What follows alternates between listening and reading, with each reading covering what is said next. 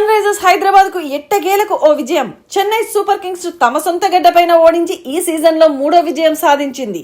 అంతేకాదు 12 ఏళ్ల తర్వాత మొట్టమొదటిసారి చెపాక్ జేబేరి మోగించి ఆసక్తిగా ఉత్కంఠంగా సాగిన ఈ మ్యాచ్ సన్ రైజర్స్ యజమాని కావ్య మారన్ పలికించిన భావోద్వేగాలు, ఆమెచ్చిన రియాక్షన్స్ వైరల్ గా మారాయి ఇప్పుడు.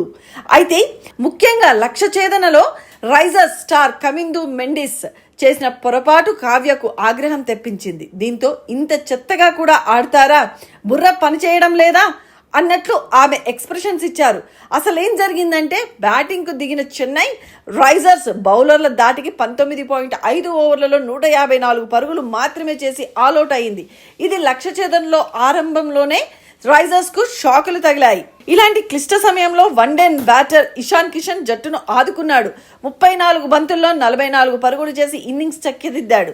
అయితే సన్ రైజర్స్ ఇన్నింగ్స్ 16వ ఓవర్లో చెన్నై స్పిన్నర్ నూర్ అహ్మద్ వేసిన బంతి నో బాల్ గా తేలింది. ఈ క్రమంలో ఫ్రీ హిట్ రాగా కమిందు మెండిస్ మాత్రం ఆ అవకాశాన్ని సద్వినియోగం చేసుకోలేకపోయాడు.